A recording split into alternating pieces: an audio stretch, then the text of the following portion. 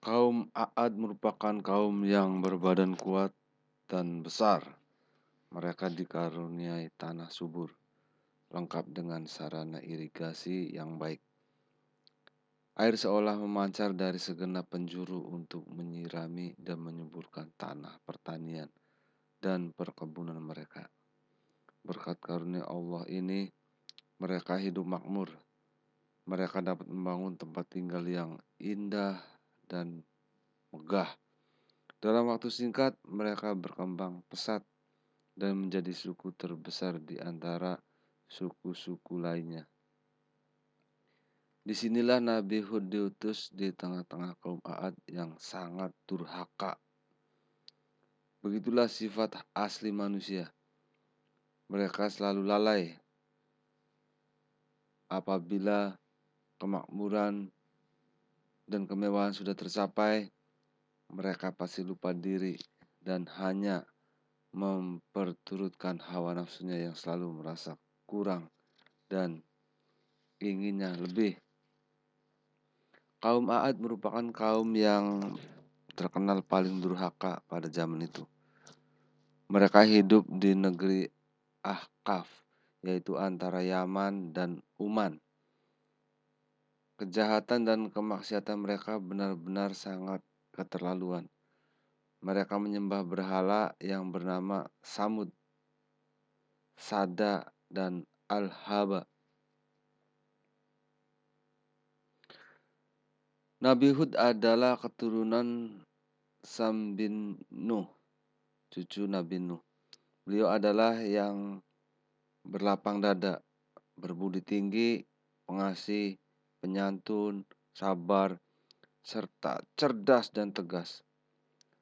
Nabi Hud diutus ke tengah-tengah kaumnya untuk menegakkan kembali ajaran yang benar, mengembalikan umat yang tersesat dan bergelimang dosa menuju jalan yang lurus dan memohon ampunan semata-mata hanya kepada Allah Subhanahu wa taala. Beliau terus berusaha mengajak kaumnya agar tidak lagi menyembah selain Allah. Wahai kaumku, kalian telah menempuh jalan yang keliru dan sesat. Batu-batu berhala yang kalian sembah tidak bisa berbuat apa-apa, tidak mampu memberikan kebaikan maupun kemelaratan. Hanya Allah yang pantas kita sembah. Dialah yang memberikan rizki berlimpah ruah, sehingga kalian dapat hidup makmur di muka bumi ini. Allah yang menghidupkan kita dan mematikan kita. Ingatlah, Allah akan menghidupkan kita kembali di akhirat guna mempertanggungjawabkan perbuatan kita di muka bumi. Siapa yang beramal baik akan mendapat pahala surga yang penuh dengan kenikmatan. Sebaliknya, siapa yang berbuat jahat dan kemaksiatan akan menerima siksa dan penghinaan. Sungguh sayang sekali ajakan Nabi Hud ini malah dilecehkan oleh kaumnya. Mereka berkata, "Mana bisa orang yang mati akan dihidupkan kembali? Itu hanya omong kosong dan bualanmu saja. Orang hidup hanya sekali, susah senang ya hanya di muka bumi. Kalau sudah mati ya sudah, tidak ada urusan lagi." Bahkan mereka berani mencerca Nabi Hud. Perbuatan mereka makin keterlaluan. Kemaksiatan terus merajalela. Mereka mengejek dan mengolok-olok beliau sebagai orang yang bodoh dan tidak mempunyai akal. Mereka tidak mau menerima Nabi Hud sebagai utusan Allah Subhanahu wa taala. Melihat hal yang demikian, Allah menjadi murka. Dia menurunkan azab atas kedurhakaan mereka. Bangsa Ad kemudian ditimpa musim kemarau panjang selama 3 tahun. Tak ada setetes hujan sama sekali dalam kurun itu. Lahan pertanian dan perkebunan yang mereka banggakan selama ini telah rusak. mereka mengalami kelaparan.